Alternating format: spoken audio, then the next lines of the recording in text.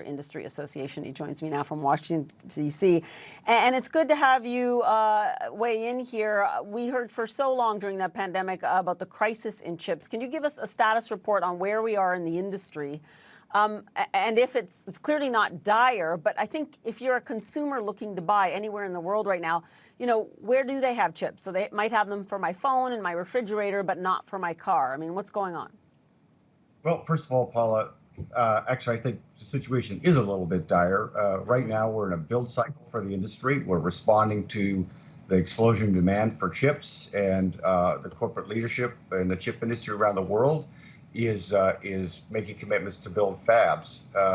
And if we don't get this chips legislation across the chips and fabs legislation across the finish line, our manufacturing base for semiconductors will diminish even more. In 1990, it was 37% of the world's semiconductors produced right here on American shores. Now it's 12%.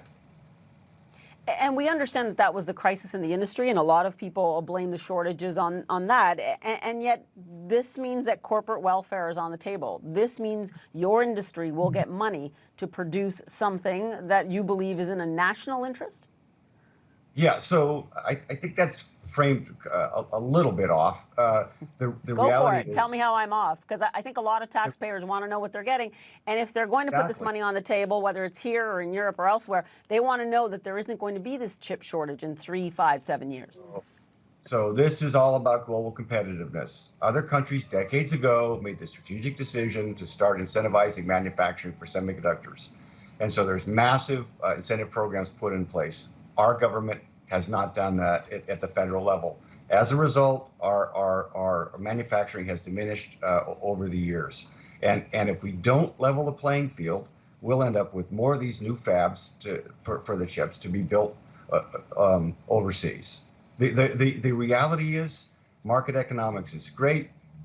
Our industry loves market economics. It's great until it's not great.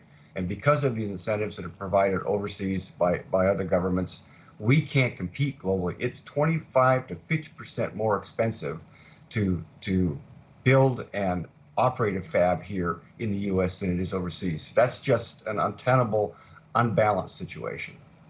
And I want to go back to my original question. When you say that it's dire, I mean, where is it most acute, especially now that we do see prices falling, which indicates that, obviously there is not a supply issue in some sectors?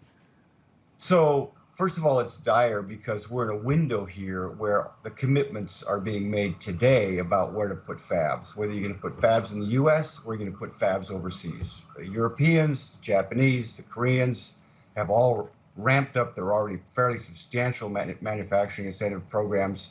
And if we don't make the decision soon, these decisions to put the fabs up will be made so that there's more fabs overseas.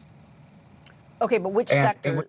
Just in terms of which sectors. So I have not noticed that there's an issue with, let's say, phones or computers, and yet the car issue still seems to be quite striking. Yeah. So definitely this is kind of a checkered story. There's some sectors are returning to equilibrium when it comes to supply demand, but in our industry overall, there definitely continues to be future shortages.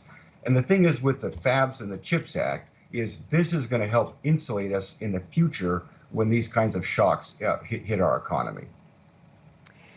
In terms of prices, though, do you believe there will still be a softening of prices? I mean, because go ahead.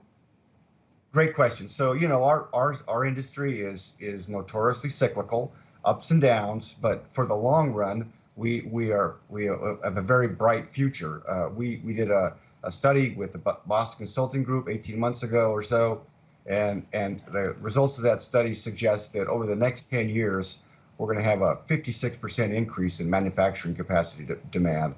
So all you have to do is look around you to see how much more reliant we are on chips than we've ever been. And I think coming out of the pandemic with the remote learning, the remote healthcare, the remote work, we're going to be even more reliant on these chips. So I think just kind of common sense, the future is really bright for our industry. We may have some oversupply here and there, but I think as an overall market trend, we're on a very strong trajectory going forward.